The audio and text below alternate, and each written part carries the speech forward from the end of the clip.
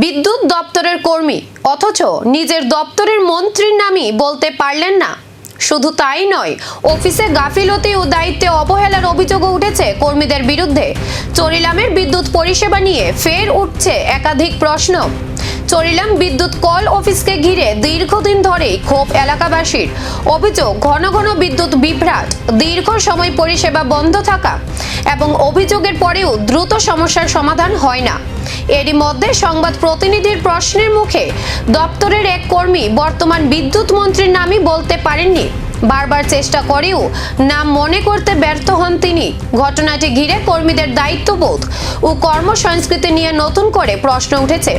এছাড়াও অভিযোগ, অফিস চলাকালীন সময়ে কয়েকজন কর্মী মোবাইল গেমে ব্যস্ত ছিলেন, অথচ সামান্য বৃষ্টিতেই চরিলাম ও আশপাশের এলাকায় ঘন্টার পর ঘন্টা বিদ্যুৎ থাকে না।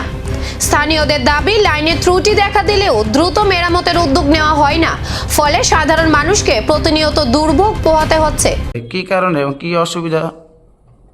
কারণটা হলো রাত্রে বৃষ্টি আসলে 10টার পরে, তখন আমরা তো 10টা অবধি থাকি। 10টার পরে যখন বৃষ্টি নামে তখন লাইনে একটু ফল্টে আই দুর্যোগের কারণে ফল্টে দেওয়া আসতে পরে পরে এখানে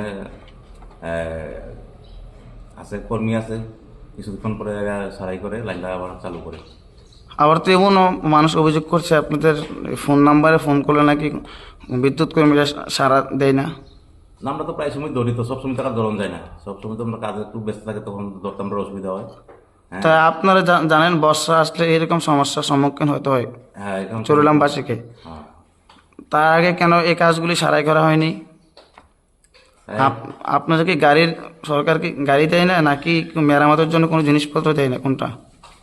মেরামত তো একটু করেছে, তারপরে যা মনে করো এরপরে এই পোল্ট্রি তো মনে করো সরাই করার পরেও এরপরে কিছু ঠাইল টুল বাতাসের কারণে ভেঙার পরে পরে লাইন পোল্ট্রি এইসব কেনার থেকে পোল্ট্রি সরাই করে আবার লাইন চালু করা হয়। এই সমস্যাটা আজকে কতদিন ধরে চলছে আপনার জানা মতো? প্রায় 15-20 দিন এরকম হইব। এই বৃষ্টি চলাকালীন এরকম বৃষ্টির কারণে তো এরকম ফল প্রায়। যদি আপনার বাড়ির থেকে এরকম ঘটনা ঘটে, আপনার যে একজন বর্তমানে বিদ্যুৎ কর্মী, তাহলে আপনার কিরকম লাগবে? এরকম তো সবাই গ্রাহকের যেরকম লাগে, তো আমার এরকম লাগবে। কিরকম, ভালো লাগে না খারাপ লাগে? না, খারাপই লাগবে। তাহলে মানুষ বকেয়া বিল দিচ্ছে এবং সঠিক সময়ে বিল পরিশোধ করছে, যদি সার্ভিসটা ঠিক মতো না হয়? না, এটা তো মনে করো এটা কর্মীরা তো যা ইচ্ছা করে এটা করা হয় না, এটা তো সরাই করার পর লাইনের পরও তো ফল্টাই। চরিলামের বিদ্যুৎ দপ্তরের বিরুদ্ধে ওঠা এই অভিযোগের পর প্রশাসন কি কড়া পদক্ষেপ নেবে, নাকি দুর্ভোগ চলতেই থাকবে? এখন সেদিকেই তাকিয়ে গোটা এলাকার মানুষ।